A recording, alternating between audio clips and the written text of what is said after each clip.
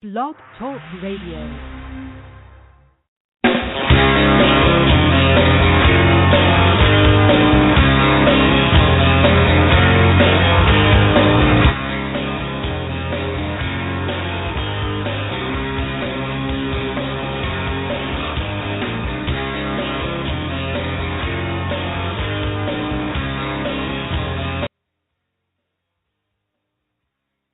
Well, hello there, everyone. I don't know what happened to John Bon Jovial. He was standing by, ready to start the show, and then he vanished. And I don't know what's going on. But hey, gang, thank you so much, and welcome aboard for another show. We've got a really fun show lined up. Are you welcoming me aboard? I was already here. There you are. Where I are. Been? Yeah, it's time to take a break. You know, I had to go get a cup of coffee. I had to go to the bathroom. I just mistimed it. You know, I'm only human. Good. Give me a break. Great. You know? Good grief. This guy, I mean, I'm telling you, you're regular Simon Legree. Well, hey, Good afternoon, what can I say? Gentlemen, let me do my shtick here. Around the corner and around the world, it is the David Bowers Awards. We are bringing you the best in indie music to over 20 million listeners worldwide with your host, the David Bowers. We've got one hell of a show this month. We've got the Moss Brothers. We've got Shaun Taylor-Corbett of Distant Thunder. We've got the Sharon Lia Band. And we've got the Grimps. And just parents, ask your kids. They'll know who the Grimps are, that's for sure. We've got our engineer extraordinaire, Nick the Geek. I almost said Nick the Greek. You know, he got banished from CBS. Nick the Geek here, and our entire crew here at the Asylum, and myself, I am reluctantly John Bon Jovial. And now, ladies and gentlemen, boys and girls around the world, the voice of indie music, the David Bowers. And I thank you so very much there, John Bon Jovial. Nice of you to be able to fit us into your busy schedule this afternoon. Thank you. Welcome aboard, listeners, once again to the show that is always an award show because there are so many award shows on now. What the heck? We just make every show an award show, and you, along with our guests, get to pick who gets the awards and what the awards are. It's as simple as that. No phony nominating committees or voting or anything. You get somebody that thinks done something incredibly good or incredibly stupid, put them up for an award, and who knows, we may use your award on the air. Drop a line to us. Email us at david@thedavidbowers.com. Put awards in the subject line, and like I said, who knows? You may hear your award on the air live. You may even hear your name on the air, too. What the heck? We want to shout out to some of our friends this morning or this afternoon. First thing off, I think we should go ahead and we should do our first The David Bowers Award.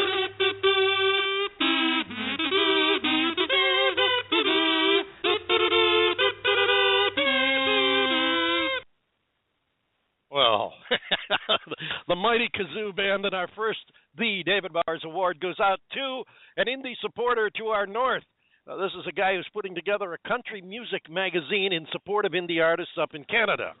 David Shaw of Montreal is quite active on Facebook. He's doing this on his own out of pocket because he believes that much in indie music. But in order for him to give his support, he's going to need your support too. So Canadian indie artists, Canadian indie music fans, contact him on Facebook, David Shaw of Montreal, and spread the word around to all the indie artists up there. Here's a chance for you to get involved in the indie artists and music of Canada, and you do it by contacting David J. Shaw and pass the word to the indie artists you know.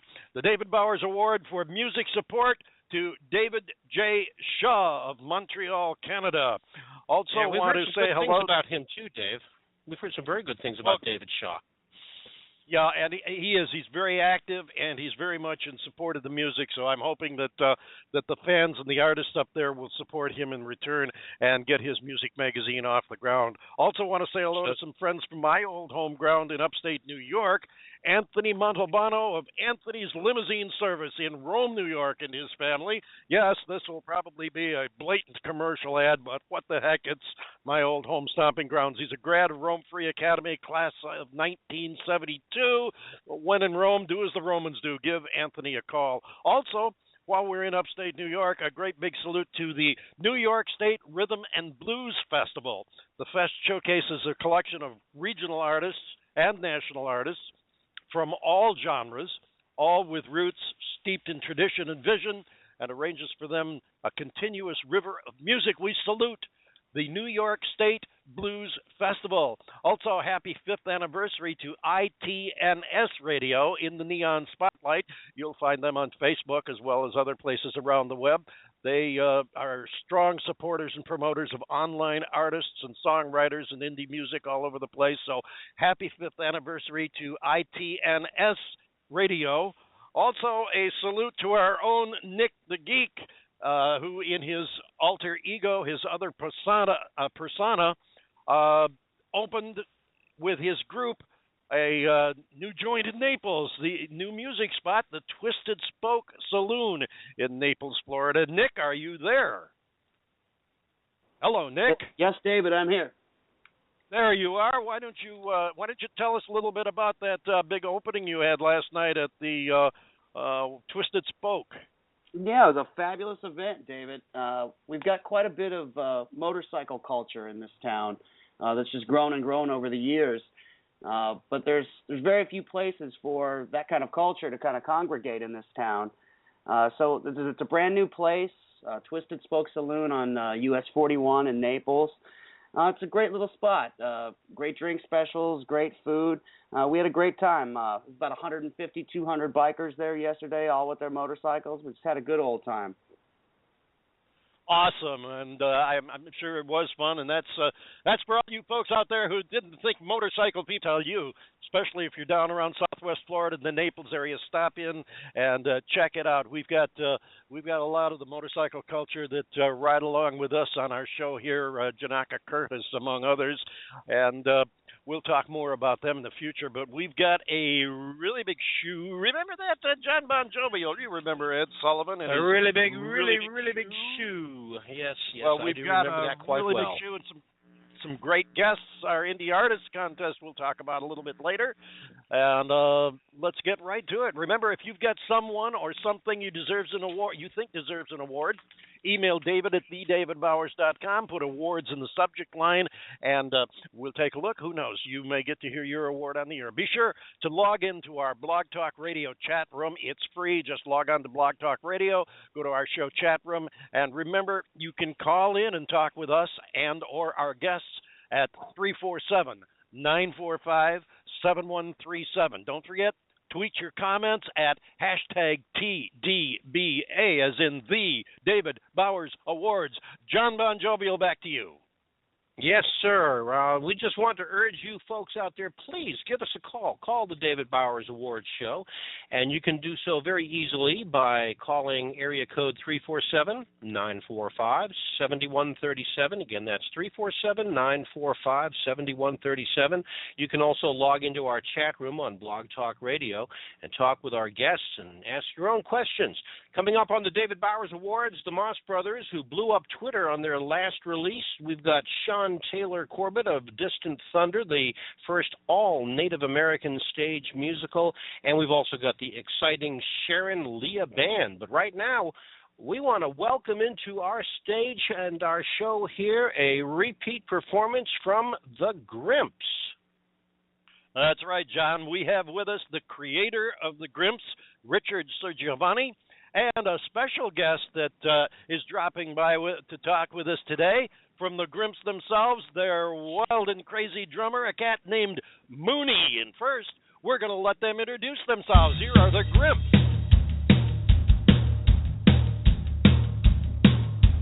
Winston, Matt, Emerson, and Mooney, clap your hands, everybody sing. Winston, Matt, Emerson, and Mooney, clap your hands, everybody shout. With the Grimps, with a band, playing where we can. With the Grimps, with a band, playing one night stand. Come along and sing our song. We're gonna rock it all night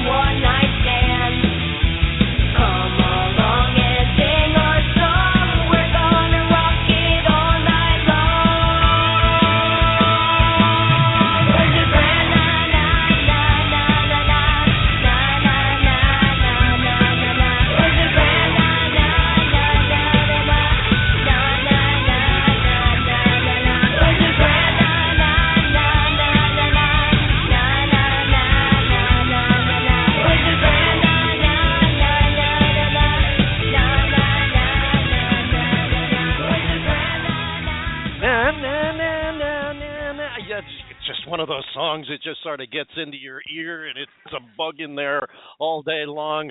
The Grimps, ladies and gentlemen. And first, let's bring on the creator, the genius behind the Grimps, Richard Sergiovanni. Richard, are you there with us?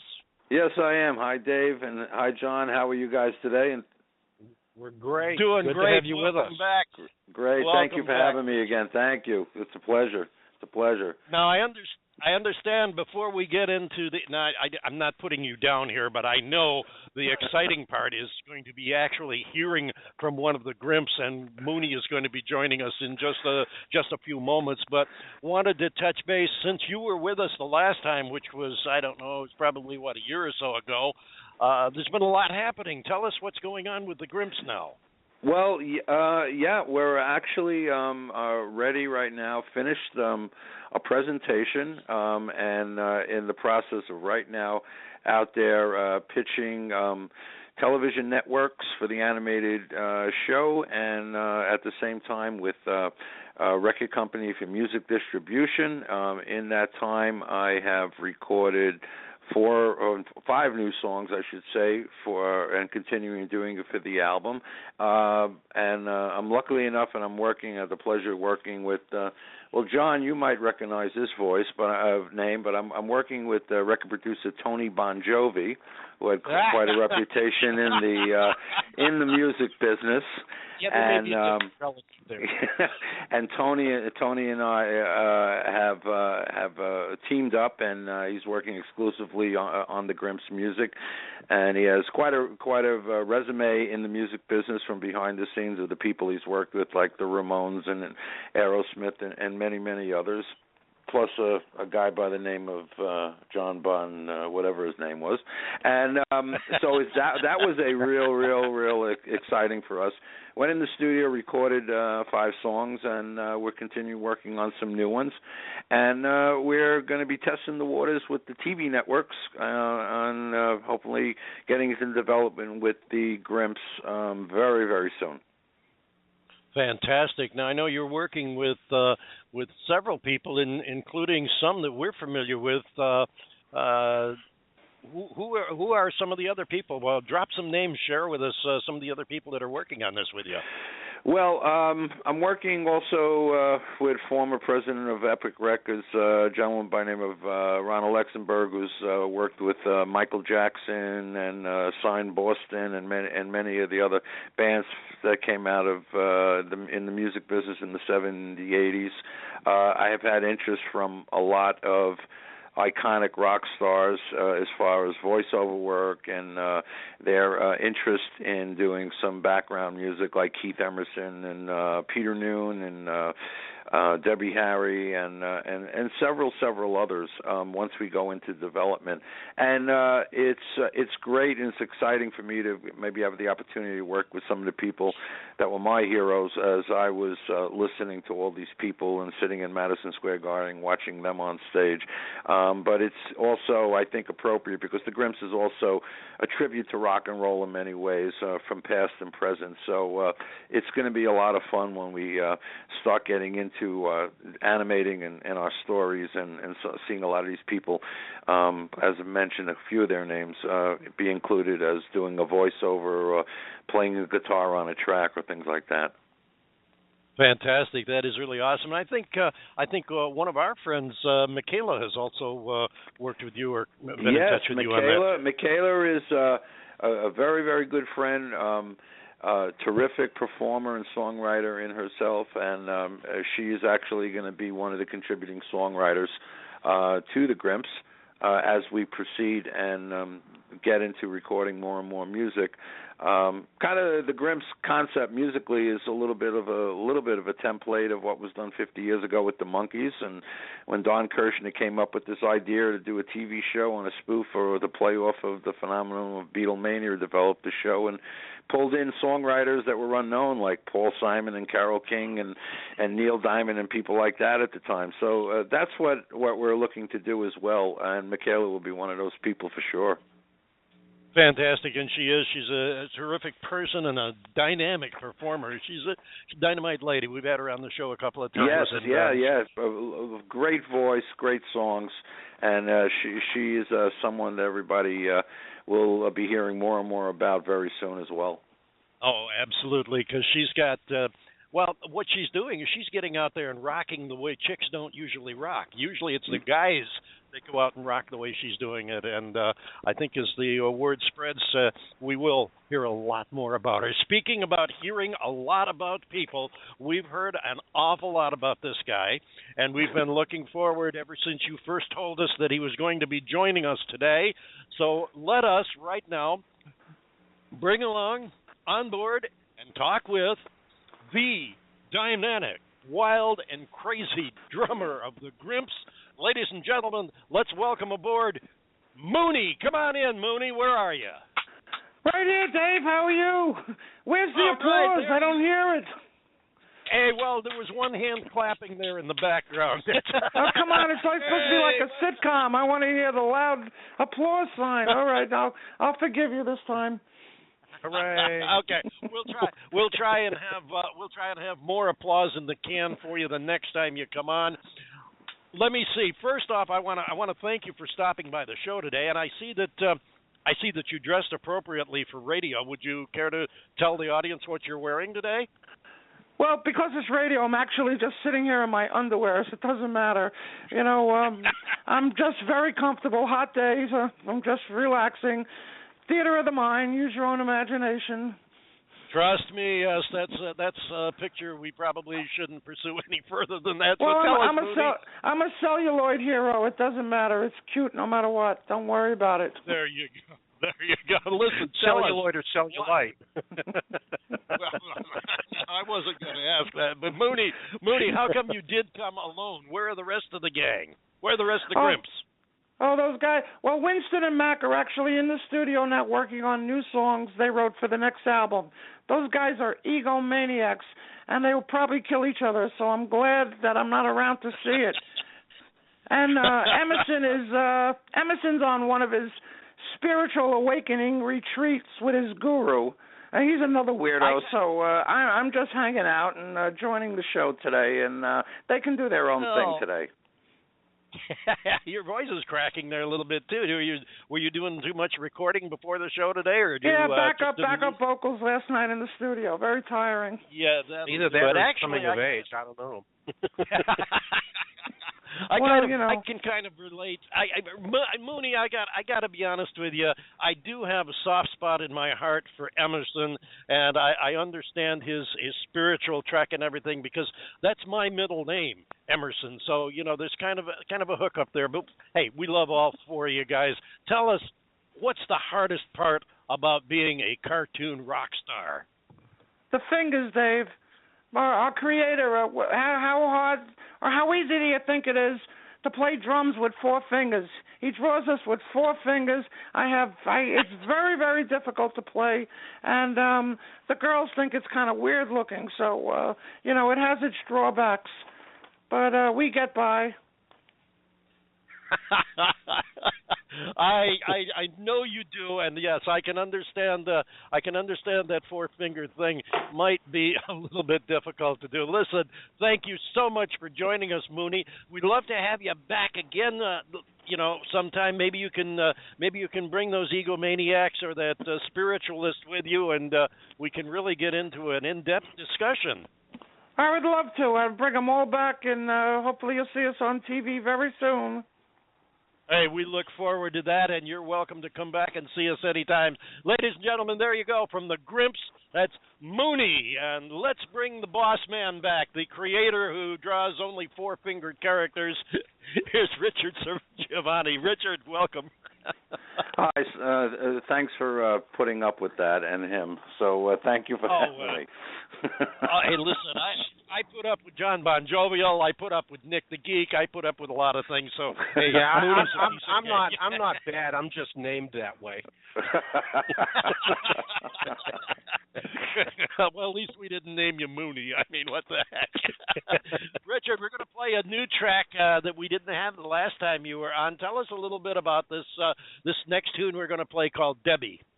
Well, this song, Debbie, is from an upcoming episode when we get into production of the Grimps, of an episode called Beauty in the Eye of the Beholder. And for people who don't know the concept of the Grimps, every episode is going to have a positive message that is going to be the storyline, and we're going to have one original song that's going to take the essence of the storyline and put a song out there to match up with it. And this song is about the character Winston, who in his creature-like form is in the forest and meets a blind girl named Debbie who is lost, and he helps her find her way home, and she's not afraid of him because she can't see what he looks like. So it kind of gives the essence of that, you know, people should be looked at for how their heart is and how they really are, and not by their appearances. And from that episode, we wrote this song. Fantastic, and I think that's really great. I'm glad you brought that point out because we hadn't touched on that. The fact that not only is this a children's entertainment show, but it will actually kind of subtly get a message across to them. And this is something that has really been done as far back as I can remember in television, and I'm sure in other mediums before radio and perhaps the screen before that. But I remember vividly coming of age with with television and the TV shows that did that. You had you had Howdy Doody, which always had a subtle message to it. Even the Lone Ranger, which right. was that was right. the Western. And it always had they were little morality plays. As a matter of fact, there's even a guy whose name escapes me at the moment. I've been to one of his conferences. There's a guy who does a thing on corporate ethics. He goes around and does programs at major corporations around the country on corporate ethics, and he uses the Lone Ranger as his template, and even shows a Lone Ranger film to get across the idea of these subtle messages that are put in there. I think it's great that you're going to be doing that and giving the kids, some entertainment, some fun times, and a little bit more. Thank you so much. I wanted to bring that back because I think that's been lacking in a lot of children's entertainment, because I think what's been happening in the past 20 years is, how much can we push the needle and get a little cruder and get a little wilder to catch attention? And it's been going in the opposite direction. So my intention is not to preach, but to do something nice and moral and positive in a fun and entertaining way and in a cool way, which the Grimps will be, especially with the rock and roll music. So I'm hoping to achieve that, and that's what we'll be doing in every episode with the music and the stories. Fantastic. Thank you so much. I salute you. We all salute you for your program, and look forward to a wild and crazy future with the Grimps. Ladies and gentlemen, here they are, the Grimps. It's called Debbie.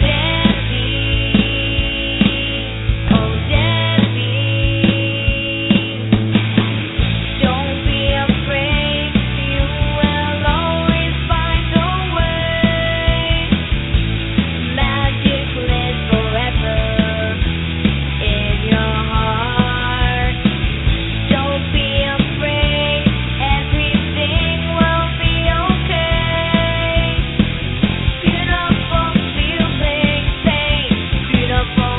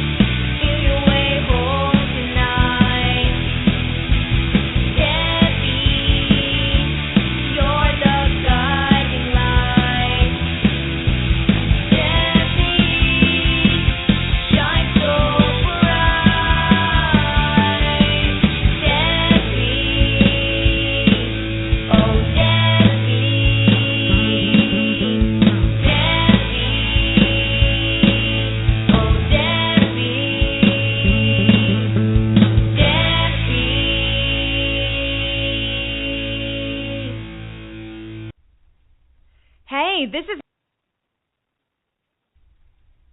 Michaela, and you're listening to The David Bowers. Speaking about voice cracking, hers got kind of caught up there, too. Thank you, Michaela.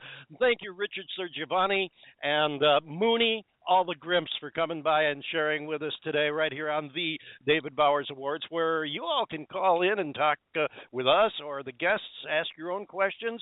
And don't forget, the phone number is 347-945-7137, or you can tweet comments online at hashtag TDBA. If you'd like to be considered for a guest shot on the show, or you know an artist who should be on the show, all you have to do is send us your EPK to david@thedavidbowers.com. As you know, I keep it simple so that I can remember my own email. Send it along with a current bio, put guest in the subject line, and our panel will review them and select future guests from the entries. Here's your chance, or your favorite artist's chance, to be the next Indie Find. And don't forget our Win a Free Mix by Stuart Epps contest, okay? That's, if you missed it before, we're giving away a free mix down, a free production by Grammy-winning producer Stuart Epps, who's produced Elton John. He's produced a bunch of the majors. If you're not familiar with the name, shame on you, but Google it. Stuart Epps, E-P-P-S. You'll see he's got a hall of fame of artists he's worked with. This is open to all indie artists with original music. Simply send your MP3 original demo, and send it to us, and the Grammy-winning producer Stuart Epps himself will select the winner to receive a totally free mix, and we'll have the winner on the show in November. So get those entries in. Think what it would look like on your bio. Complete details on our Win a Free Mix link at thedavidbowers.com. Enter today. Next up, our latest find, but right now, we find our next The David Bowers Award, and that goes to another of our past guests and a country music superstar. Our congrats to Anthony Smith, whose tune Bringing in the Sunshine won a gold record for Blake Shelton and was also chosen to mark the return of NASCAR racing to NBC TV last week. A great song, two great country stars. The David Bowers Award to Anthony Smith and Blake Shelton. Now back to you, John Bon Jovial. Yes, sir. Just another comment on the EPK and Stuart Epps, and I'm really glad to see that is gaining some momentum. I know that we're starting to get more and more entries, and it's gratifying to know that there's a lot of indie artists out there that are taking this promotion of ours very seriously. And we'll have more on that later on in the show if you want to get your entry in and have Stuart Epps produce your record, and it would be a huge thing for you. But we've got to pay a bill here, and I just want to remind you to award yourself. You can do that. You can get yourself or somebody that you love the official The David Bowers Awards T-shirts, and they are the only official T-shirts of The David Bowers Awards, and they're available only on our website, which is thedavidbowers.com, and that's BOWERS, thedavidbowers.com. We keep the price down by taking absolutely no profit from them whatsoever, and they're strictly for our fans and followers. They're high-quality T-shirts in black or white, ladies and men's sizes, so please order now. They're still just $14.30. You can order now at www.thedavidbowers.com. And don't forget to tweet your comments at hashtag TDBA, and that's hashtag TDBA.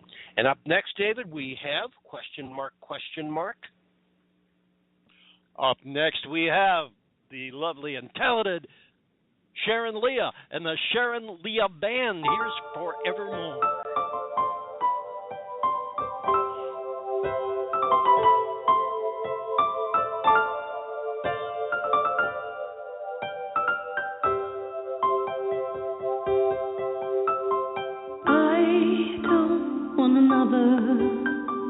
Ordinary lover, I just want someone to complete me. Love me like no other, no ordinary love. Baby, baby, please make love to me. I hear your voice, I shake. I feel your warmth within. I feel your touch, I quake. I never felt this way.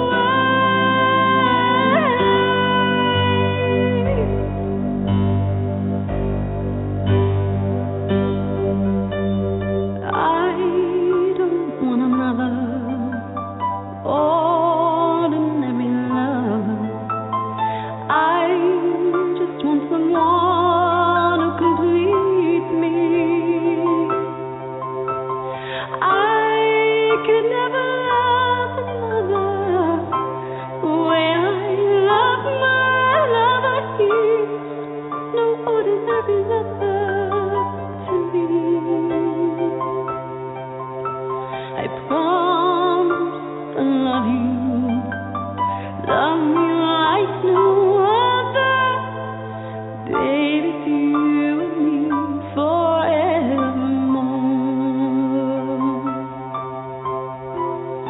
I hear your voice, I shake. I feel your warmth within. I feel your touch, I quake. I never felt so deep.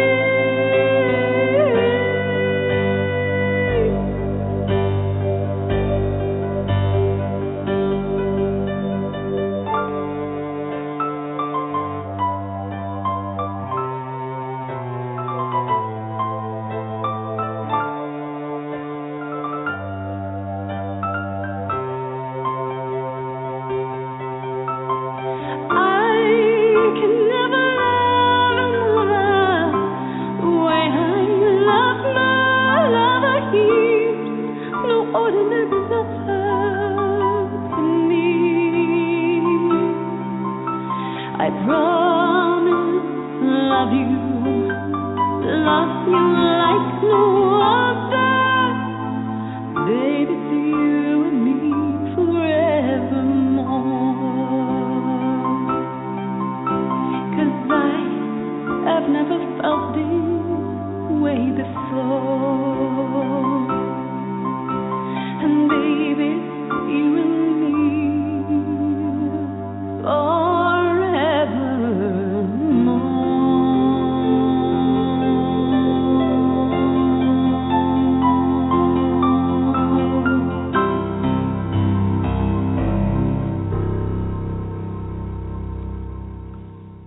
Forevermore, Sharon Lia, who comes in and joins us right now. Hello, Sharon.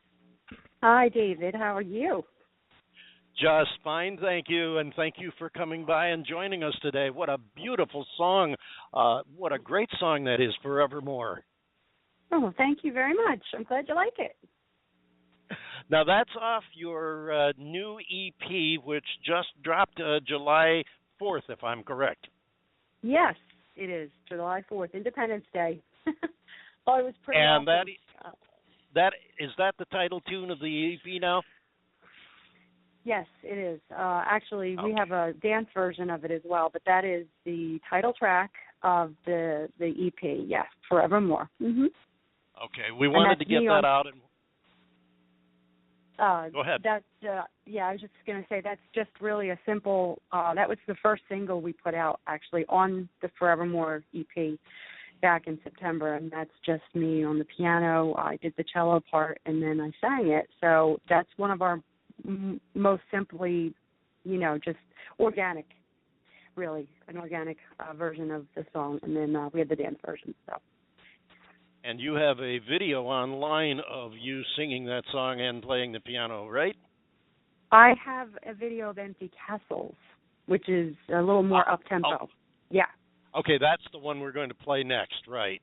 Okay. Oh, okay. And now, great. where can they find this album? Where can they get this EP? we're going to eventually have the CD, the physical CD, up on our eBay store. You can just go to eBay and then, search for Sharon Lia Band. But right now, it's available worldwide digitally on every digital platform, most notably iTunes, Amazon, mp3.com. Those are the big digital download places you can get. Right. Okay, now tell us, since this is your first time joining us, and we've been looking forward to having you on the show for some time now. Tell us a little bit about the Sharon Lia Band. Well, thank you, first of all, for saying that and for having me. And the Sharon Lia Band is primarily us, 4 of us, and we came together about a year and a half ago. We all had our own separate journeys. And so, we've come together to put, the music that I've written out and share it with the world. Prior to that, I was a solo artist.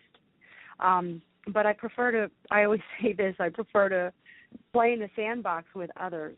When you're a musician, you want the human feel of working with someone else who's like-minded, and that the human feel is so important. So when I would play by myself, I would bring my piano and, my drums in a can and, my drums or my guitar in a can, and play tracks and whatnot. It just wasn't as fun, and I just had this hope that eventually I would find other musicians who had the same vision as myself, and it's really not easy to do that. Because, and here I guess will be the quintessential point of our band, is I've been a songwriter for a very long time. My guitarist and my drummer both believe in me as a songwriter, and they want the music to be heard.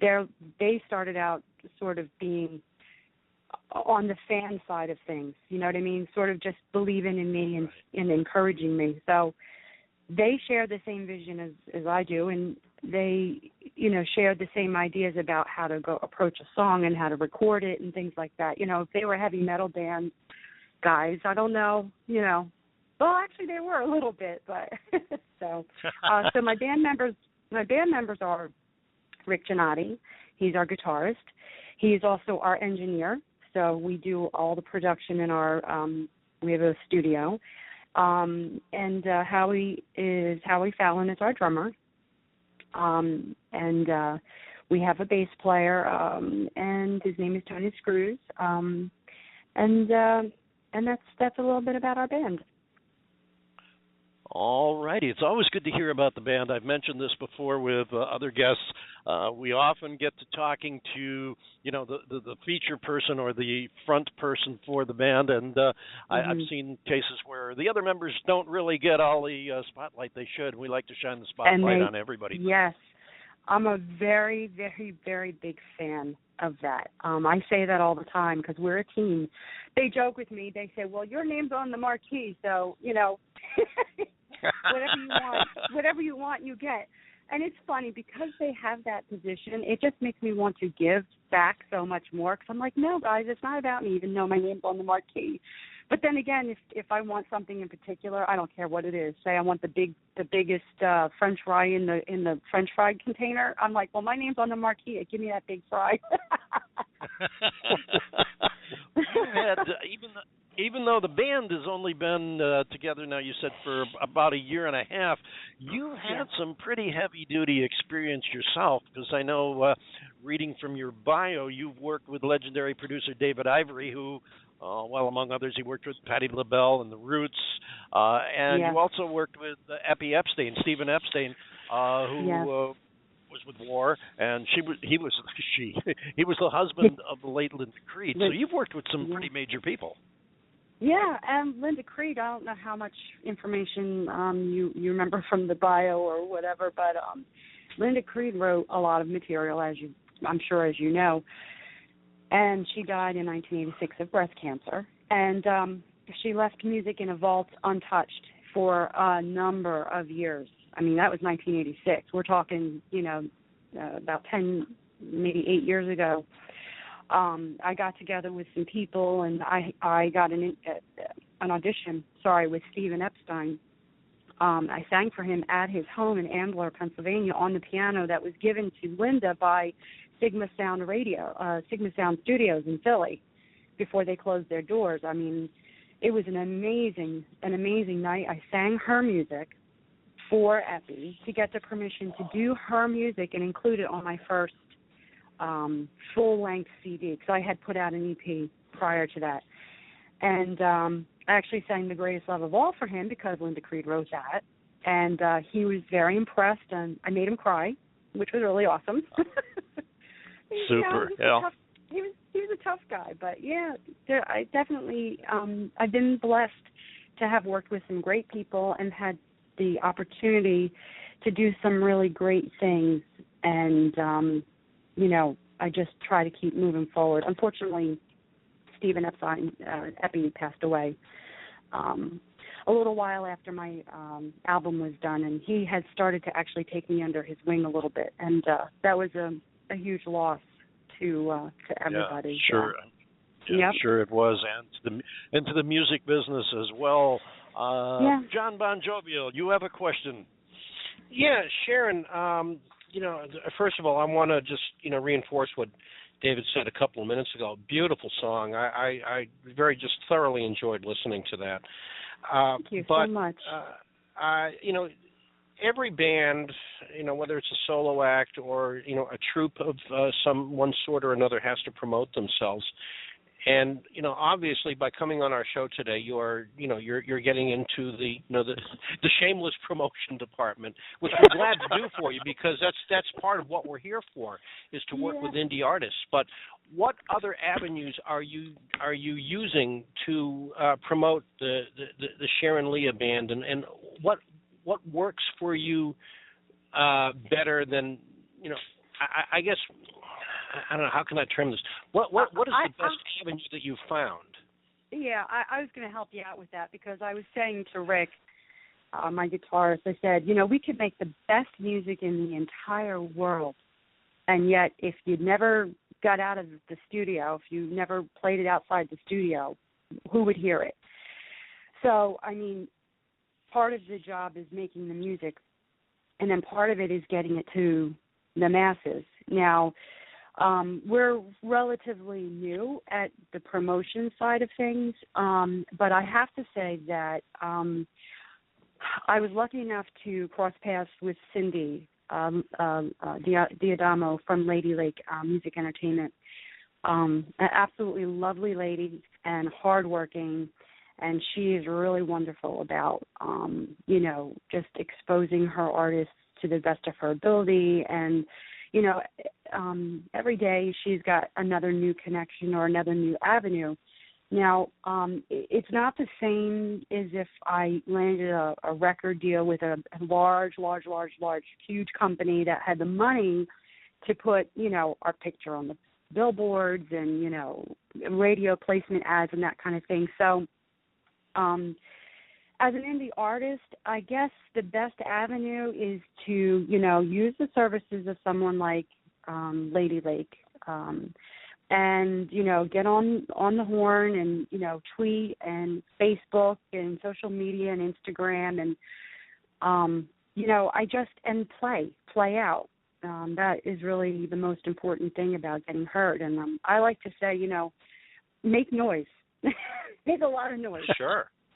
Well, we know Cindy. She's a good friend of ours. She's just right up the road from us in Naples here. She's up in Fort Myers, and we've known of their of hers and her counterparts' skills for many years now, and they've always done a great job for their clients. Yeah. Yeah, they've been great to work with, Cindy and Jen both.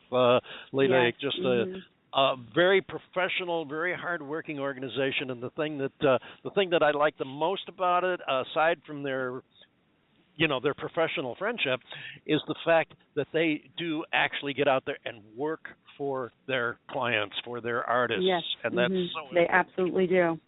It is. Matter of fact, we got to get the two of them on the show one of these days and talk about that side of the business. Yeah, I'd like that. I think that'd be great. I'll be listening in, because we really do all support each other. It's like a family. And it's great. It's great because, see, that's the approach that people need to have. It's not all about one person. It's about us. You know, we are in life. It doesn't matter whether you're a musician or, you know, an office worker or, you know, a dentist or whatever. I mean, we don't achieve things alone. We achieve things together as people. And it's just a good philosophy, you know, to lift each other up and help each other out. And, you know, your successes are theirs and theirs are yours. And, you know, we're all successful together. One big happy and successful family, and right. they do an excellent job of that. As a matter of fact, this show today is half a ladylike presentation because our guests we have coming up in a little bit, the Moss Brothers, are also a ladylake group, and we'll have them on board in just a bit. Sharon, now I know you've had some. You've gotten some acclaim and some wonderful comments and reviews. You were dubbed a powerhouse vocalist by the Times in New Jersey. And I can't help but notice, now we've heard, and of course I've been in music most of my life. I'd like to say since before I grew up, but I never grew up. So that's kind of superfluous.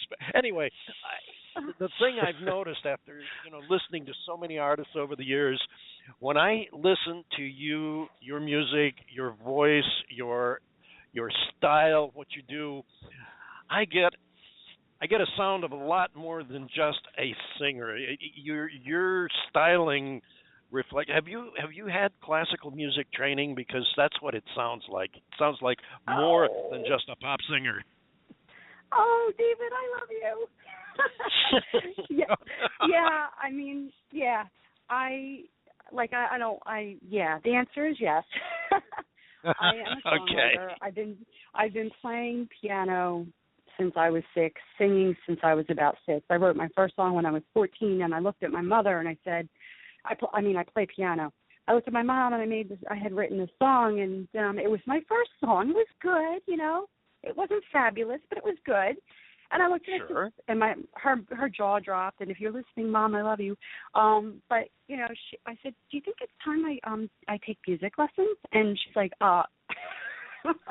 For me, my parents never had to make me take piano. It was like, "Mom, please, can I have lessons?" Like most of the kids don't ask for lessons. They're like, "All right, kid, come over here, sit down. You're going to sit at the piano."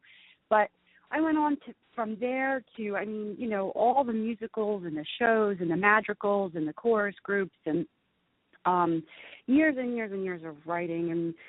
And then I went on to college for music, and I stopped over at the Aaron Copland School of Music, and you have to sing 2 arias and, play a classical piece and sight read. And so, yeah, when I say, I bleed musician, it's who I am, and it's in my blood. It's the way I speak. It's the way I touch the world, and it's the way I experience the world. And it comes from inside.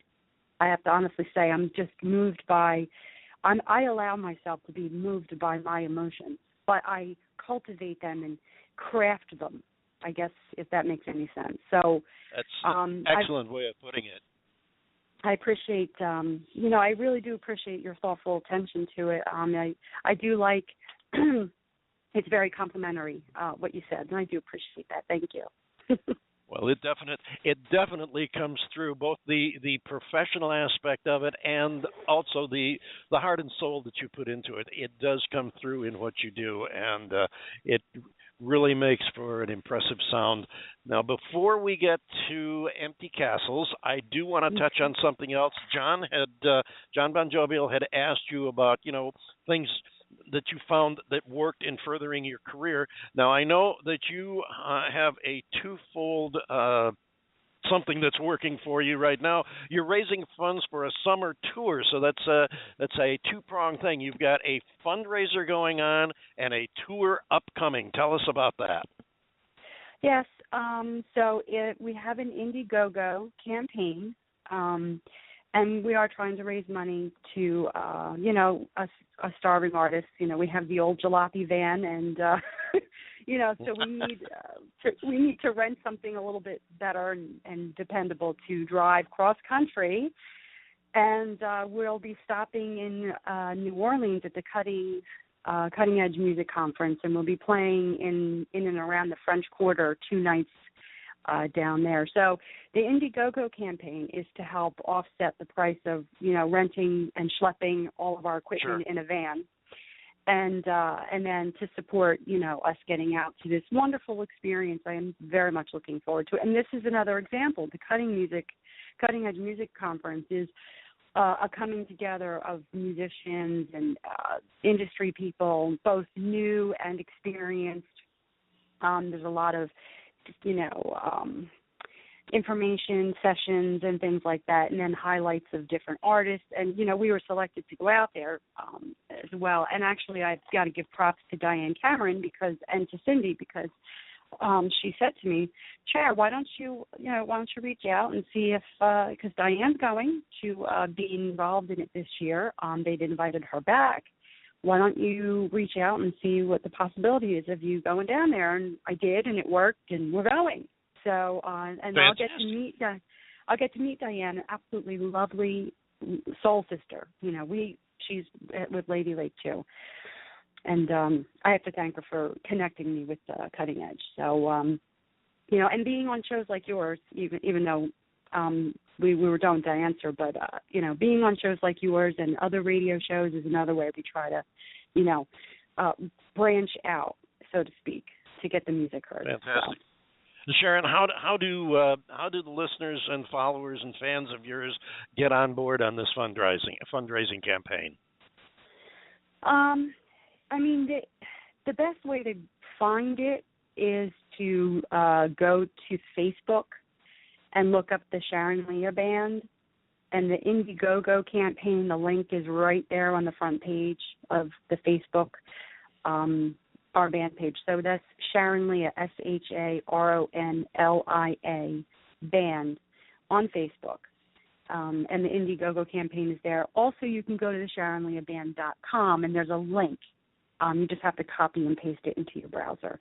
We are nearing our goal. We just need a little bit more. And it's been amazing, actually. Some of the contributors, it's funny. I have a funny saying. I buy Girl Scout cookies and pretzel making kits and magazine subscriptions. I have spent so much money helping other people raise funds for certain things. And, with an Indiegogo campaign, you can contribute $1. It's so simple. And then you get a shout out. And if you do $25, I think we send you a digital CD. We have a whole bunch of perks, things that you can get. And I have to give a shout out to Danny Cordone, and I have a whole list. Kathy Shad and Hamilton Radio, Dave Davis. There's a whole list of people who've been so absolutely generous and surprised me actually. With I got one very large donation. I was just blown away by it. But it's really nice because I get the little note. Sharon, we believe in you. Or Sharon, you're an inspiration. Because anybody who knows me knows, I'm pounding the pavement. I don't even really get up to breathe. Anybody that knows me, yeah. I'm like, hi, I'm drowning, but, it's okay. I'm David, I think what Sharon is saying here is that they want to be able to travel around in something a little bit more luxurious than a Delaney and Bonnie style school bus. Yeah, if anyone wants to donate a van or let us borrow one, that helps too. Just contact them through their website and get together. And I'm sure they will definitely return it with a free plug for whoever puts up the vehicle. Sharon, before we let you go, tell us a little bit about the song that I know is special to you. We're going to play next, called "Empty Castles." Oh, okay, thank you. Empty Castles, when I was writing it, I envisioned a queen on a chessboard with, the pawns. I'm not a chess player, but, the pieces. I'm going to talk like an 8th grader. The little pieces. But it's basically, when I think of the visual, it's a queen on a board, and the knights are coming, and they're all want her hand in marriage. And she's just she won't settle. Okay, she'd rather be alone in her own castle because, she's a queen and she's worked hard and she's got that big castle, which, by the way, I want. I'm just putting that out to the universe. Don't laugh. I have a chandelier Crowdfunding. hanging. Yeah, There you crowdfunding. go. I have a chandelier hanging in my car because I believe in putting stuff to the universe. So, anyway, There you Empty go. Castle, I love that. Yeah, but Empty Castle is just about being okay with yourself, being really sick and tired and fed up with the dating game, and just, saying to yourself, I'm fine with the way it is. So it's hopefully empowering to people. Wonderful. And thank you so much for stopping by and joining us today, sharing your music and your story with us, and we look forward to having you back again in the very near future. Sharon Lia, thank you so much. Here's the Sharon Lia Band and Empty Castles. Thank you. Thank you, Sharon.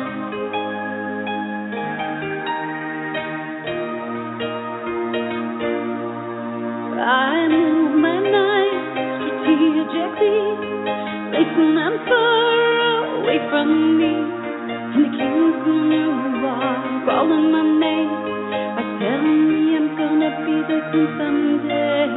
But I'm not the marrying kind. I left that notion far behind.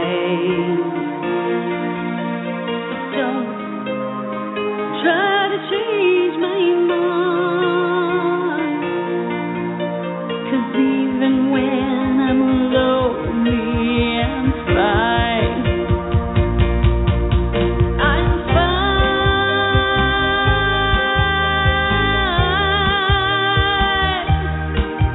I'm fine.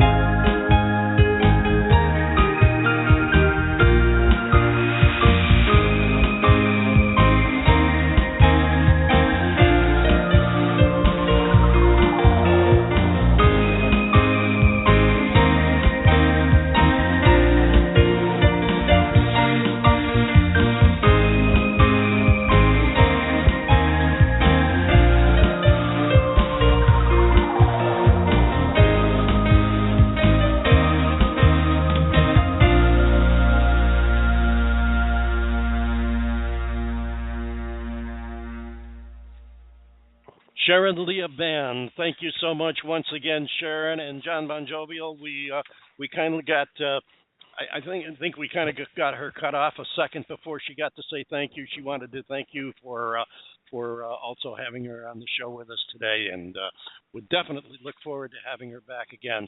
Sharon Lia Band, ladies and gentlemen. Oh, yeah, she was great. Here we go.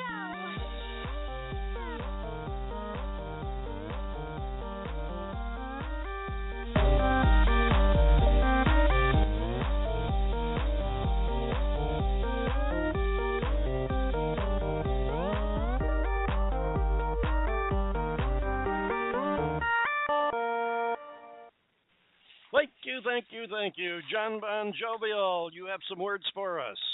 I do, yeah. It was great having Sharon on the show with us. She's got a beautiful voice, and that question that you asked her about classical music training, that was pretty insightful. I hadn't thought about that one, and I could really tell that she appreciated that. It was really nice having her on the show with us today.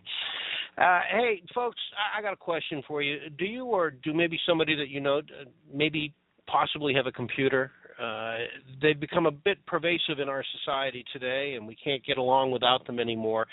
And not only do the good guys know that, but the bad guys know that as well, and it is becoming an increasingly a bigger and bigger challenge to keep your computer safe, to keep your personal data safe, prevent hackers from getting into your computer. It's just something that can be your worst nightmare.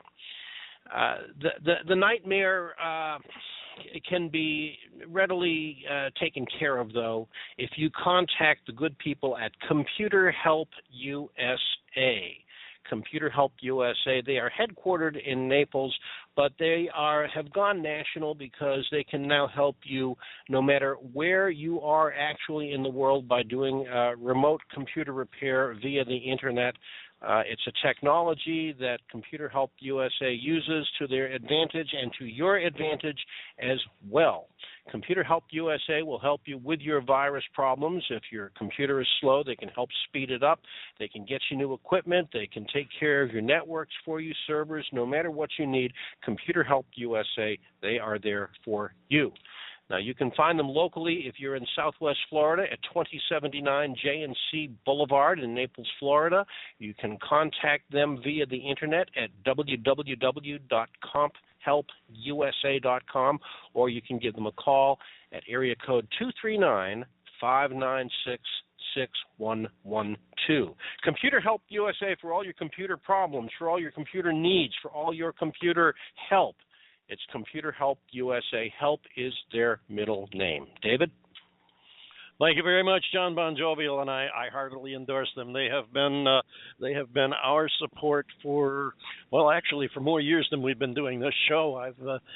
Computer Help USA has been my support since 10, 15 years now, so I can heartily back up what John Bon Jovial said there. In a moment, we're going to have our next guest, Mr. Shaun Taylor-Corbett of the all-Native American musical Distant Thunder. But first, we're going to play a song from the show, the Distant Thunder cast. This is called Strong Shut Enough. up. The sacred pipe stays on the res. And so will you if we don't sell this shit.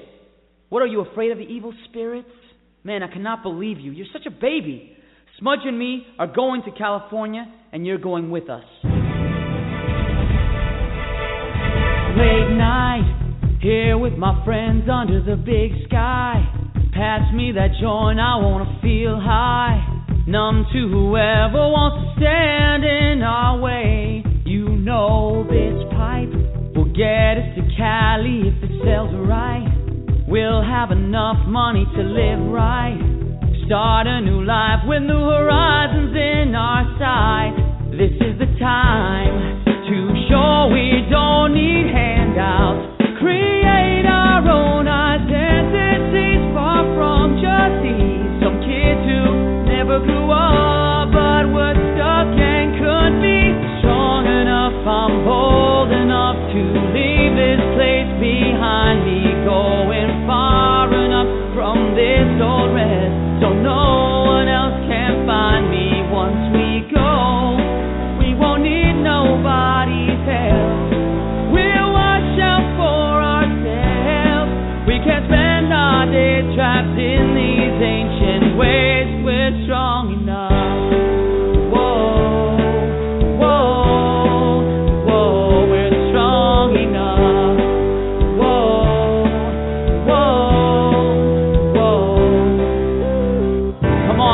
told me a million times that you'd rather die than be stuck here. We got our ticket out, bro.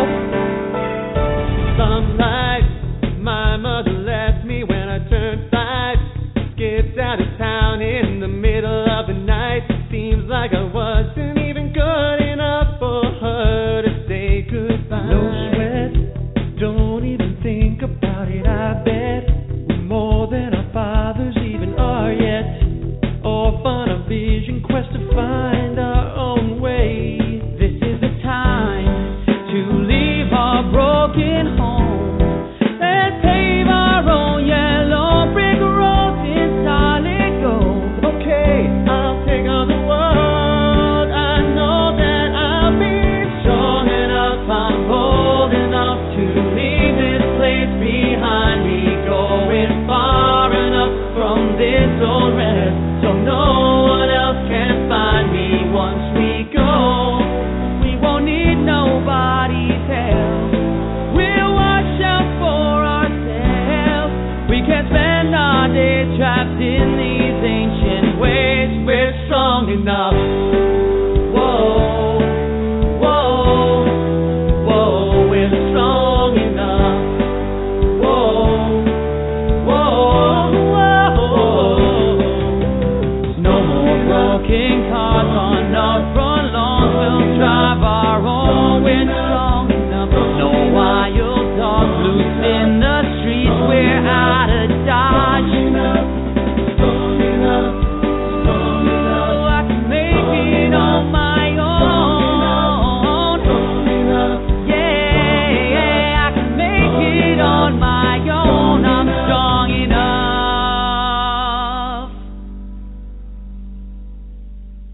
Oh, thank you very much. That's Strong Enough from the first all-Native American musical, Distant Thunder. And we're proud and happy to have with us right now the creator and star of the show, Mr. Shaun Taylor-Corbett. Shaun, how are you today? Hey, great. Thanks, David and John. Thanks so much for having me on the show and playing our song. Well, we're so happy to have you with us, and I understand, if I remember correctly, that you are coming to us live from the Blackfeet Reservation today. Yes, that's right. It was perfect timing. I'm up here for a week, and they're having this incredible celebration called the North American Indian Days, and they've been doing it for 64 years, and I've been coming almost every summer right about this time, so it's perfect that we're talking right now. Fantastic. Now, tell us, I know we had you on the show about a year ago, and you talked to us about this. Tell us again about this unique show, because it is the first Broadway-style musical that is all Native American. Tell us about it.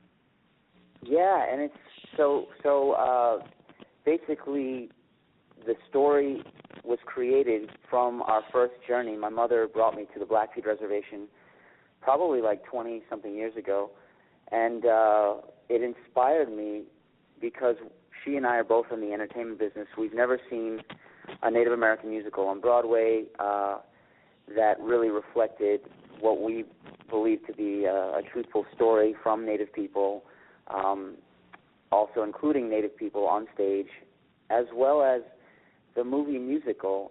We've recently created a film script based on the stage show, so we're kind of attacking it from both angles, submitting it to Sundance Film Festival and talking to La Jolla Playhouse now about, creating the first Native American musical with pop music infused with traditional Native music. So it's a contemporary story taking place on the reservation, but it has traditional elements, and it's those two worlds combined together that we feel will really create a successful representation of contemporary Native people. Well, I can tell from the song that we just played, Strong Enough, you actually get that feel. You can get the contemporary music feel with the Native roots coming through it. I think that's fantastic. It's Thanks, David. A wonderful idea. I am really surprised that it has not been done before, because our Native American music is so so pervasive and so much a part of our culture that it just baffles me that it has never been done before. I know it does for me too, and I spoke with a producer in New York probably like 5 years ago, and I think at one point, Robbie Robertson was trying to make a run for it and make a musical, but his schedule was so busy and it was just really hard to get it done. But I think once the first one hits, it'll open the door for so many other amazing projects, and also just get people excited about going to a show and seeing Native people on stage in a contemporary light, but also learning about traditional culture from that. I think it'll just make people more aware and more excited to check out new shows like this one. Right. And I think also it will spur interest. It'll spur the financial interest, the backers, to step forward and put down a couple of bucks on these things, because the first time is always the hardest. But as I said, it has amazed me that this has not been done before. Now, lest people forget or overlook the fact that putting on a production like this takes a little bit more than just a light bulb going on over your head, and it takes something of a special person to do this. You have some pretty heavy duty creds yourself as a producer, as a director, and as an actor, stage person in your past. Tell us a little bit about your past, Shaun. Yeah, sure. Thanks for asking. Well, I was so blessed because my mother raised me, as well as my other family, in the arts, and she's a great director and choreographer, and so I continued in her footsteps, and I had my first Broadway show was In the Heights, and I spent 3 great years doing that, and just seeing how they created a Broadway musical, like you said, with the financial backing that's so necessary, but also the cultural support from the Latino community, and the awareness that it generated for youth looking forward to playing parts that reflect their culture, and it's a worldwide phenomenon. In the Heights is, and that gave me so much inspiration for creating a musical and a project that would reflect Native American culture. So that was a huge part of my career. I also just got off the road touring as Frankie Valli in Jersey Boys, which was a lifelong dream, and you can imagine, you know that music and how incredible that is. So getting to do that for a full year just was a dream come true. And we actually got to meet the legend himself. He came to a couple of the shows and got to have a conversation with Mr. Valli. That was pretty amazing. I saw the video that he also sent you at, I believe it was an award show or some type of a presentation, and he did a saluting video to you. Yes, I wanted definitely to bring that out, because that is something that the average listener, follower out there can latch onto and relate to. I mean, I can sit here, John Bon Jovial and I can sit here and say, okay, Shaun has these credits, he's done this production, he's done that production, he's directed this, but when they can relate to the person who has actually gone out into these type of presentations, where you have actually gone out on stage professionally and successfully as a major music icon nationally on stage, doing Frankie Valli of Frankie Valli and the Four Seasons, that's something they can relate to. That's impressive. Yeah, I think, for the listeners to be able to sit back and know that, it's like saying, damn, this guy's all right. This guy knows what the heck he's doing. This show is something I want to catch, and that's what it's all about. You've got the two sides. You've got the creativity at the production, the backing to get it produced and on the road, and then you've got the other side where the challenge is to sell to the public, to get the public's interest up to where they want to come out and see it. Because as you said, as you indicated, the first time is always the hardest. And once that's successful, then you're going to see more come along, and the people are going to be more receptive. They're going to say, "Hey, we saw this. This has been done. It works. I want to see this." And so you're doing an awful lot more than just producing a show there. Thank you, guys. Quite a challenge. That means a lot to me. It is, and seeing how with Jersey Boys, they just took these incredible lives, these legends, and they went into their personal story, which everyone really can identify with. Struggling against something and overcoming all the odds, going through all the hardships, and finally getting out on top.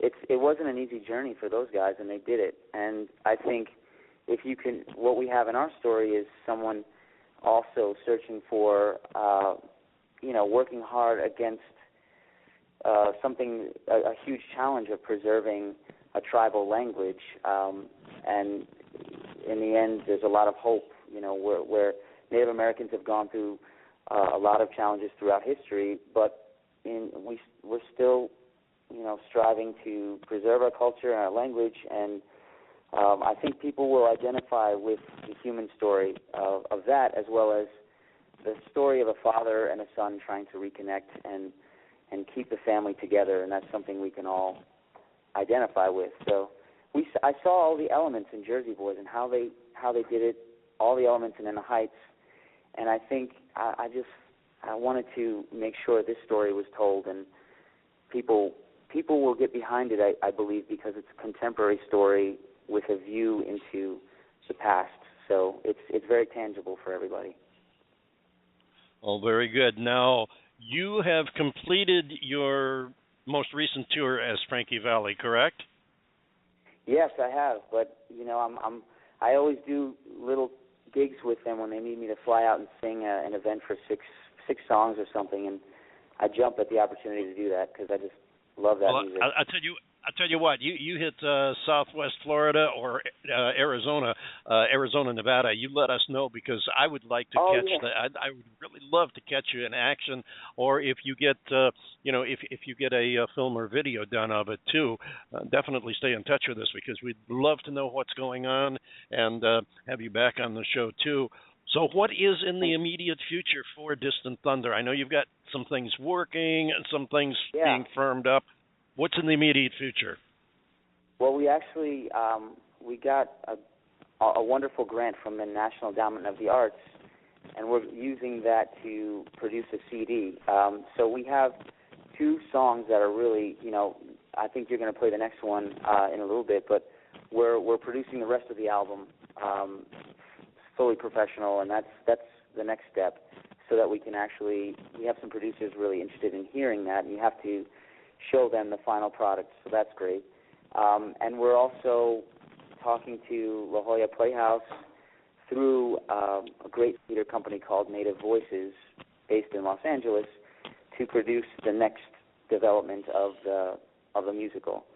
And then on top of that, we're also really, crossing our fingers that we get into the film lab at Sundance, because that would be a huge next step. That would be huge.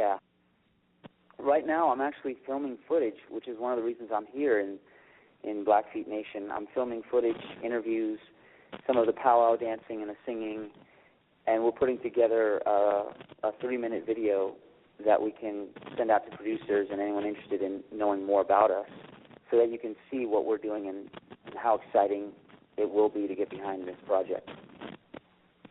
Great. Well, the David Bowers Awards has a music chat page, I guess you could call it. It's on Facebook, and the whole idea of that is for the individual listeners and fans, as well as the artists, to post their interest, talk about things, and also do promotion, because here on my show and on my web work, the bottom line is, as I tell all my guests, self-promotion is encouraged. Don't hesitate. Yes. So if you get a clip musically or a video clip that you'd like to share to get the word out, be sure and drop by our Facebook pages. You're more than welcome, as are all the artists, to post your own audio, your video, your music, whatever that you have that you wanted to use to promote. And I'd love to be able to help you get the word out about this, because I really believe in this project. And it's been hard for me, because we have tried, and we've had some great Native American artists on. We've had Tony Duncan has been on. Art Carlos Nakai has been on the show. We've had some wonderful and I know there's more that I haven't named, but the thing I've noticed is there seems to be, and I'm going to get into a little negativity here. I don't want it to be negative. I want it to be positive, because I want to move forward. But I've noticed that it has been difficult to get many of the up-and-coming emerging artists, which is a lot of what this show is about. We try to get the emerging artists that can't get on radio, because radio will only play it if it's already a hit. We try to get the emerging artists on here and give them a stage where they can present their music and their talent around the world, and reach a few more people. And it's been difficult with the Native artists, and I think a good part of that is because there's a breakdown, there's a lack of trust of mainstream radio, mainstream music, and it's been hard. I've had a couple of I can remember a couple of Native hip hop artists that were absolutely awesome, and I got in touch with them and invited them to be on the show, and never heard another thing from them. And it's a two-way street, and I can understand where out of things that have happened in the past, there's a lack of a certain degree of trust. But by the same token, if you want to overcome the lack of Native American music in the mainstream, you've got to be willing to take that step, take that chance, and go out there and present it, which is what we love to do. We love to be able to present all genres of music, and we've had artists on from all over the world. As a matter of fact, we're working with a Portuguese, I believe it is, a Portuguese band. Brantner is going to be on later this year. We've also got a band that's going to be on, I believe, next month from the Ukraine, if, God forbid, anything further happens in that unsettled situation there. So, we're reaching out. We want these artists on the show, and we're really so glad, happy, and proud that you chose to be on the show, too. We're really, really glad to get this across. So John Bon Jovi, you've been sitting there quietly. Did you have something you wanted to ask?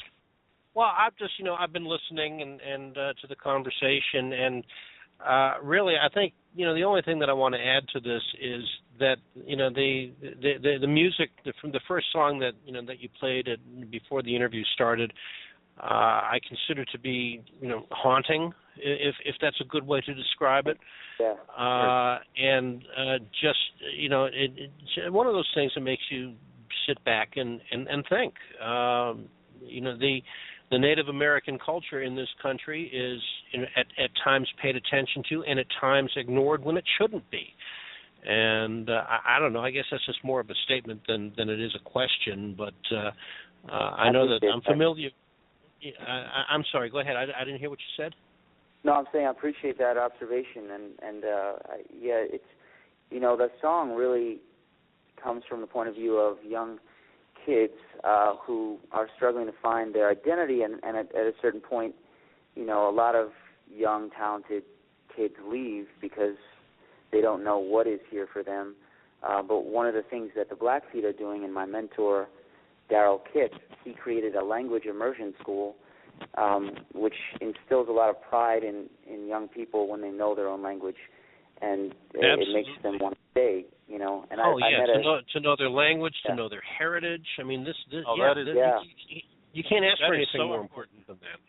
I know the Oneidas have also had a program to preserve their language. Yeah, that is tremendous. That's one of the driving goals of our musicals. But you're right. It's really like to hit the mainstream is because there's so much talent in the Native American music community. But if we don't break out to the mainstream, that's my goal, and it's a long shot. But if we can do it, you get so much more attention. You can affect so much more change and influence, and really reach the maximum amount of people, and break down barriers. And that's what we're trying to do. So I appreciate what you're saying as well. Just taking advantage of this wonderful opportunity to be on the show, and we have to keep pushing forward, and it takes years sometimes, but that's it's a two-way street. We're just thrilled that you're here with us and that you're allowing us to promote not only your individual talent, but also that of the entire cast of your show. I mean, it's a wonderful thing, and we really hope that it goes a long, long way. We broadcast from two places on this show. We broadcast from Naples, Florida, and from Bullhead City, Arizona. So, David had mentioned that if you're going to be, getting down into the Nevada, Arizona area, to let him know. But, conversely, if you ever get into the South Florida area, please let us know, because we'd absolutely love to come see the show. Oh, definitely want to see the show myself. Definitely want to see it. No. And we'll post this video, once we get this video produced fully. Should take, another couple of weeks or a month. I'll make sure to send it to you guys and post it online, because it's really special. We'll definitely be looking forward to that. Shaun Taylor-Corbett, thank you, and on behalf of all of the crew here at the David Bowers Awards, thank you to the entire cast for sharing your story, your music, and we definitely look forward to hearing more from you. Shaun Taylor-Corbett, thank you. Ladies and gentlemen, from the all-Native American musical Distant Thunder, here is Hold On.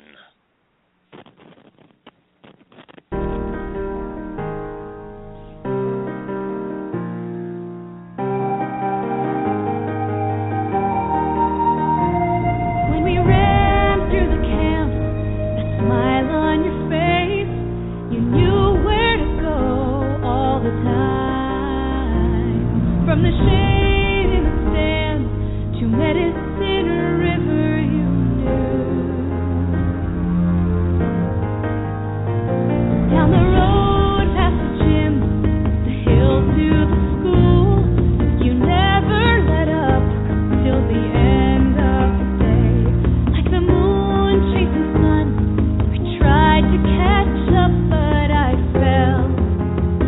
I'd put my hands on my hips and yell, hold on, 'cause I'm running out of breath. Hold on, 'cause I need to take a rest. Go on, you'll soon be way out of my sight. I held on to the memories that night.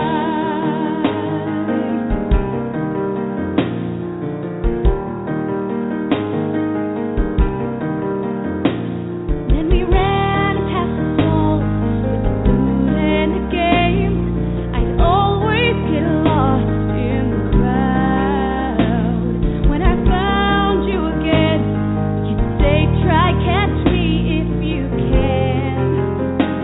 You held fried bread in both your hands. Hold on, can you eat all of that? Hold on, you're making me so upset. So long, I'll leave 'cause I don't wanna fight. I held on to the memories that night. Like we had wings and we could fly away.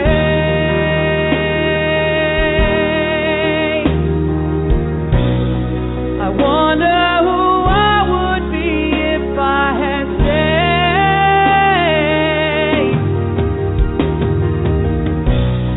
Since I've been gone, so much has changed, and I'm sure there's still so much change I have left to endure. If I can hold on, I know who will find me tonight.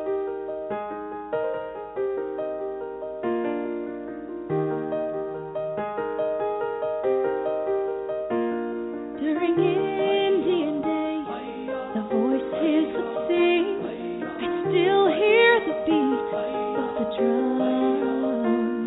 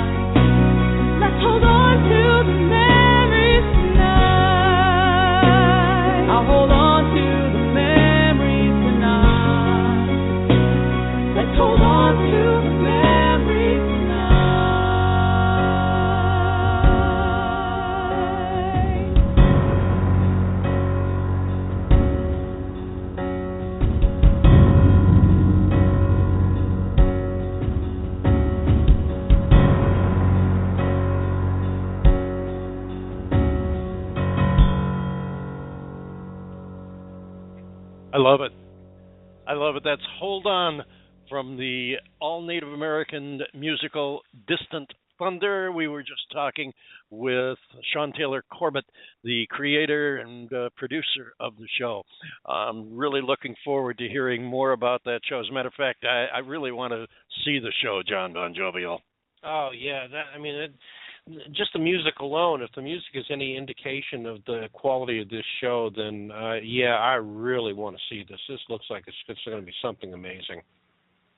Yep, absolutely. And we've got a pretty amazing story coming up because our next guests blew out Twitter with their, I'm not sure if it was their debut release or not, but I know they had a release and they kind of upset the apple cart there and gave Twitter all that Twitter could handle. So we're going to bring on the Moss Brothers in just a moment, but first we're going to listen to them as they do The Getaway.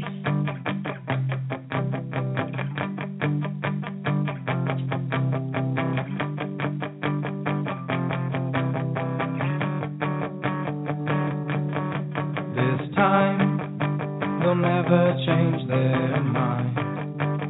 Colorblind in the sky, and all you see is gray. Hang loose by the nerves that you choose. Try not to confuse the voices in your head.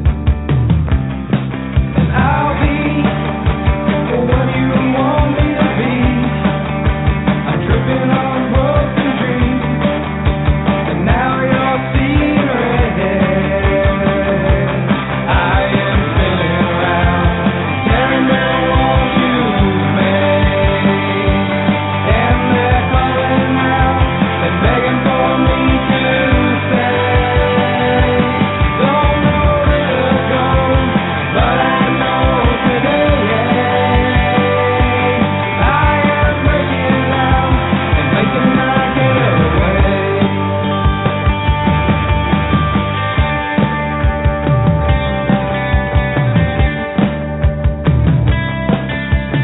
Hey, will you ever change your ways? Never cease to amaze faces you create. And you live like you're something to give, and love is just a myth. So this is how it ends. I am spinning around, tearing down walls you've made, and they're calling out and begging for me to stay. Don't know where to go, but I know today I am breaking out and making my getaway. I am breaking out and making my getaway.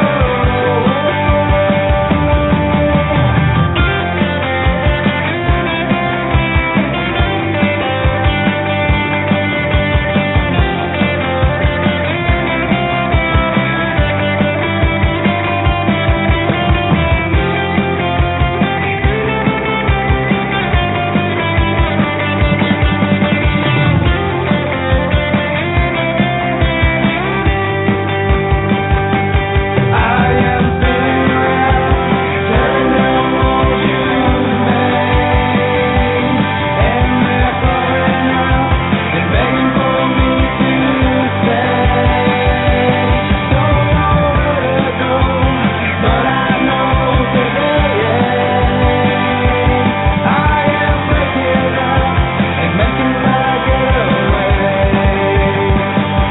I am breaking out and making my getaway.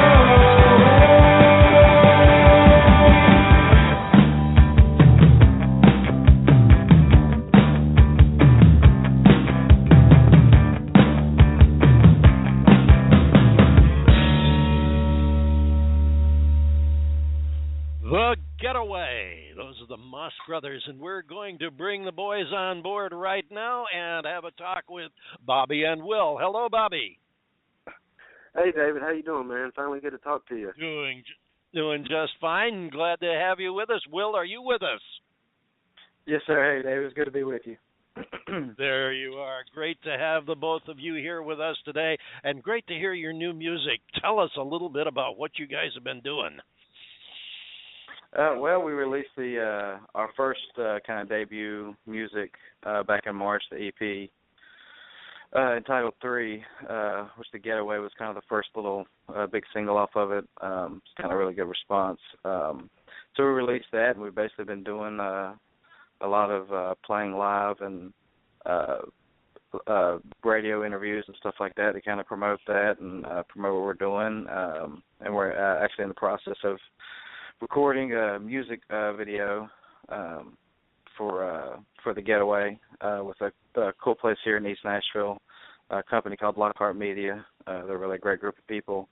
But yeah, doing that and playing live and getting out everywhere we can. It's pretty much everything we're up to right now. Right, I've been noticing you guys all over the place, and we're really glad you were at the time to come by and spend some time with us today. Tell us a little bit now, because you're a little bit on the new side to a lot of the listeners. Tell us a little bit about who the Moss Brothers are. Yeah, we're just originally we're identical twins from Greensboro, North Carolina, and we both kind of started really getting into music and writing music kind of in our teenage years. And so we kept doing that, been in and out of bands and that sort of thing. Then we moved to Nashville. We've been here full-time since about 2007. I've had some publishing deals and small things like that kind of going on, but nothing too crazy.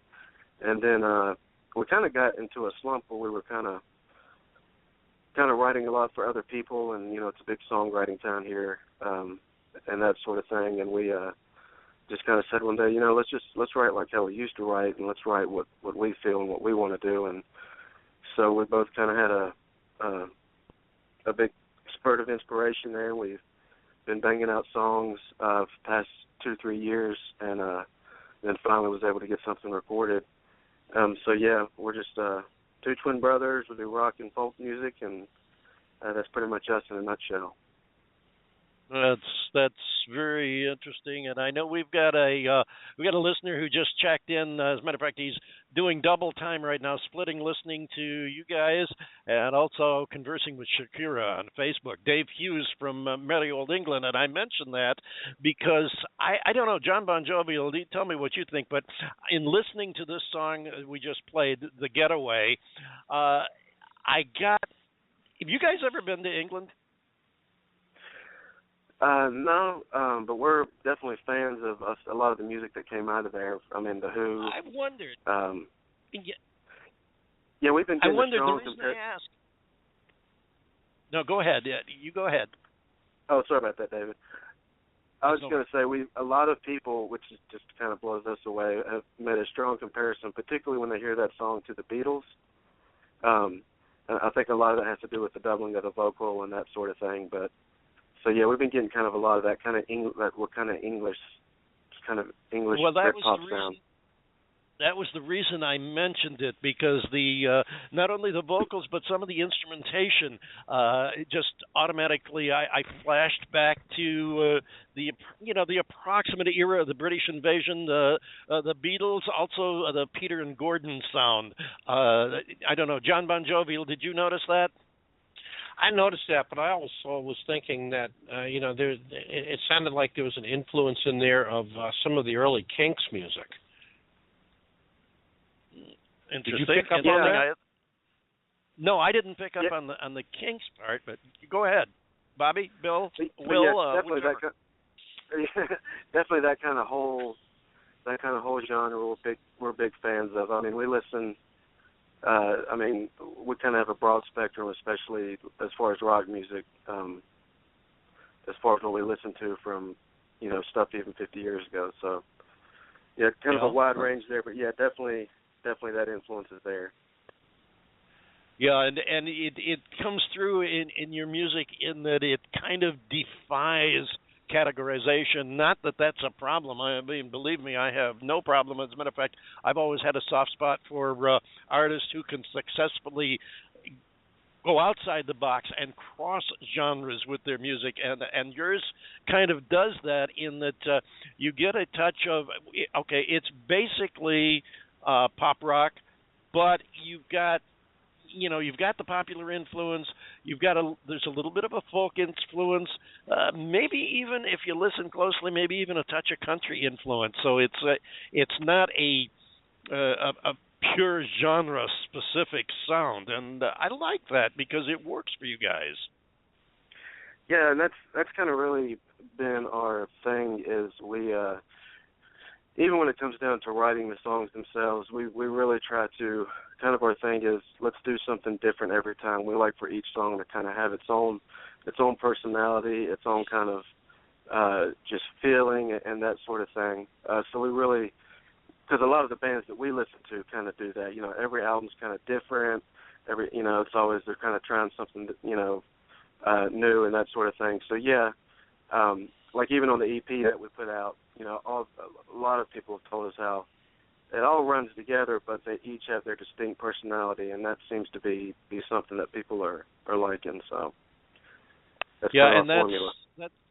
That's got to be one of the major challenges, because obviously you've got to perpetuate the sound that the people liked and that you got their attention with in the first place, but at the same time, both, actually for three reasons. One, for your own growth, also to expand your listening audience, and also to expose your existing audience to new music. You've got to be able to go out and do a new and slightly different sound. So it's an interesting challenge that goes along with the business. Yeah, it absolutely is. And a lot of times, though, what seems to be working for us, as long as we're sticking true to ourselves, and again, we having a pretty varied range of influences that we are inspired by and that sort of thing. Yeah, it is kind of always about putting that next new thing out there, but a lot of times too, when it's coming straight from you and your heart and that sort of thing, it tends to be a little easier. Not, it's definitely still difficult, but it seems to be something that does somewhat come kind of natural each time we play a show or write a song or want to put out an EP or whatever the case may be. And I personally, just my personal humble opinion for whatever it's worth, I think that you've hit the nail on the head. I think the bottom line is it's got to be natural for you. You can't go out and, you can go out as a spoof or as a takeoff or knockoff and do something that isn't you. But when it comes down to what you do for a living, the bottom line is it's got to be natural. It's got to be something that comes to you and you enjoy doing. That's the bottom line.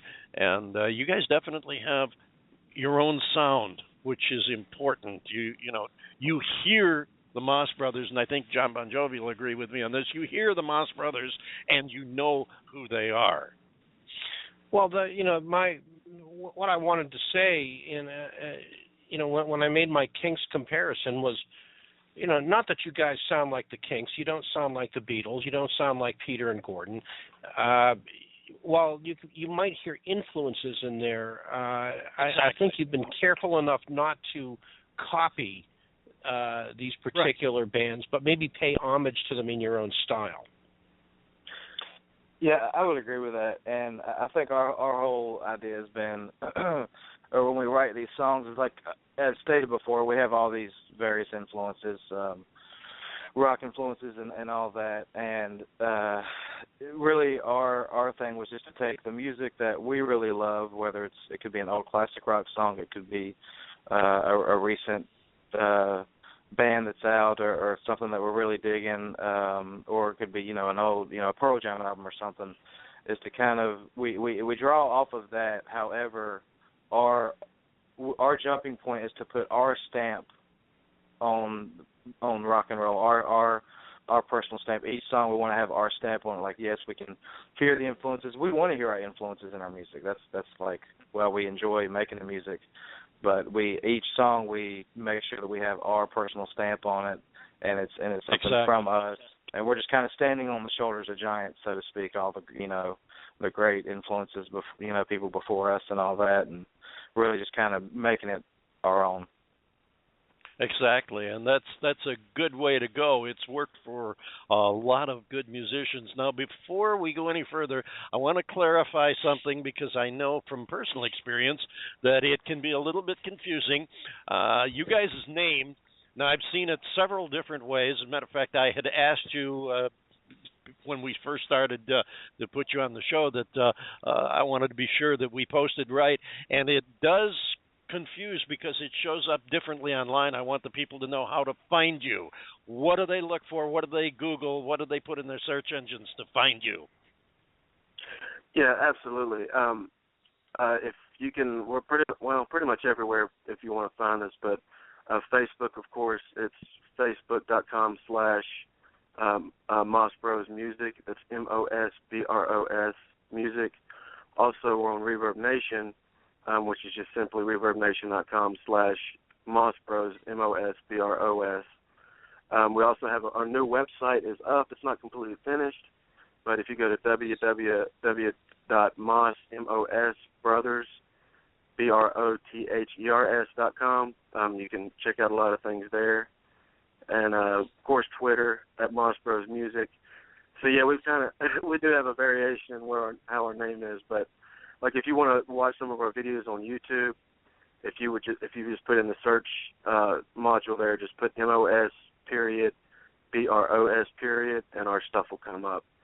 But essentially the main our brand is MOS BROS. Just we kind of shorten Moss, just for branding purposes. Right. That's why I asked when we first talked to us how to bill it, because I wasn't sure if it was Moss Brothers, or Most Bros. Want to be sure we get it right here. And I also want to point out, especially for our listeners in the southwestern United States, in California, Arizona, that area, if you Google Moss Brothers, it would be helpful if you put MOS BROS and add the word music, because there's a automobile dealer chain in Southern California that will pop up if you just put in Moss Brothers. So you want to be sure to get it straight, because I don't think these guys are selling cars. No, not at the moment. Okay. We're going to tell us about, we've got another track here that we're going to play of yours. Tell us a little bit about it before we have to run. We're going to play a thing called Devil's Lullaby. Devil's Lullaby was a song I'd written. It's getting very popular. A lot of people really like it. It does kind of have a pop feel to it as well, kind of a rocky pop feel to it as well. But I just wrote the song about just kind of not really kind of looking past your own personal weaknesses and trying to move on and move past whatever's holding you back, really, to the best of your ability, and trying to, reach, not believe maybe what people tell you or your parents may tell you or someone may tell you. Not that kids should listen to their parents, but I'm saying, the bad things, the negative things that people tell us, to kind of look past that and move forward and really do what you want to do or do what you love doing.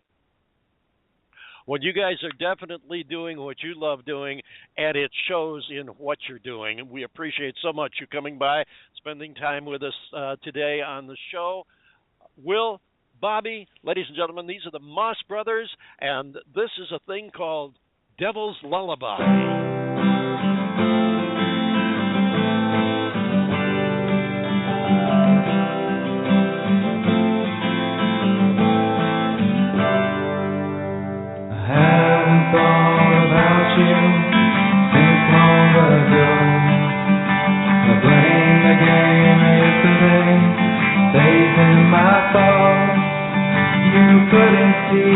The good in me, it took you so long. It's hard to be alive and free when your right is wrong. Will you change your mind? Will you run and hide? Will you believe the devil's lullaby? Where are you going? Going nowhere fast on a flash of light, a little high, and you're looking back.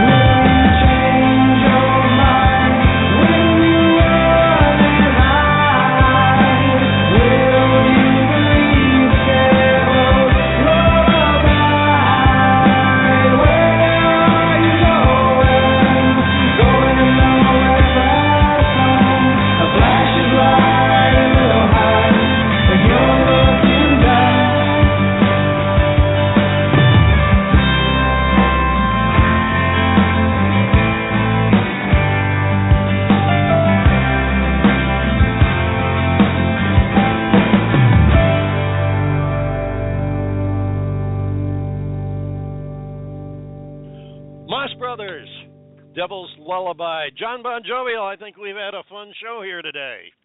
Yeah, it's been pretty cool. It really, I've enjoyed this one immensely. We've had, from the Grimps to the Moss Brothers to everything in between. There's been a lot of excitement, been a lot of laughter today. It's been a good show. I've enjoyed this one.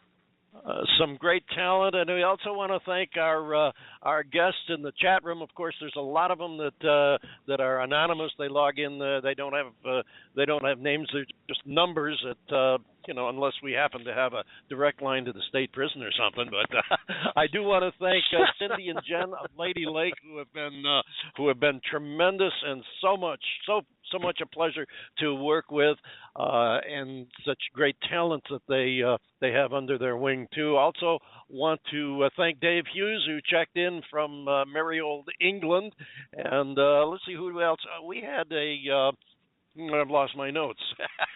That's what I get. I probably couldn't read them anyway. We had a couple of gentleman from England, from Las Vegas, who has a show online from Las Vegas. We were going to mention him too, but I don't know. I guess maybe I ate my notes. My dog didn't, because I don't have a dog, so I can't blame it on the dog. Anyway, thank you all our listeners. John Bon Jovial, we're down to 90 seconds, so why don't you take us home? Tell us who's going to be on next month. You got it. Absolutely my pleasure. Just want to let you know the David Bowers Awards is produced by the David Bowers for Stick It In Your Ear Productions from the studios of Computer Help USA along the majestic shores of the Gulf of Mexico to the noble and brave Colorado River in Bullhead City, Arizona. And it is available for free download worldwide on Blog Talk Radio, also on iTunes, 365 Internet Radio, CMG Global Radio, BFM, that's BEEFM, and Renegade Fem Radio. Be sure to click the follow link on our Blog Talk Radio page, and like the David Bowers on Facebook. Follow us on Twitter, and please be sure to join us for the David Bowers Awards next month, Sunday, August 9th at 2 p.m. Eastern, 11 a.m. Pacific, when our guests will be the Cherry Blue Storms, Yellow Dog from the Ukraine, and pop rock legend Robin McNamara of Lay a Little Lovin' on Me, and another installment of Rockstar 101. Yep, we're bringing it back. Plus all kinds of stuff that we probably haven't even thought of ourselves. So until then, for the David Bowers, Nick the Geek, and all the other weirdos that hang around here, and also the kiddies that live out back in the shop, this is John Bon Jovial saying thanks for listening, everybody, and we'll see you next time.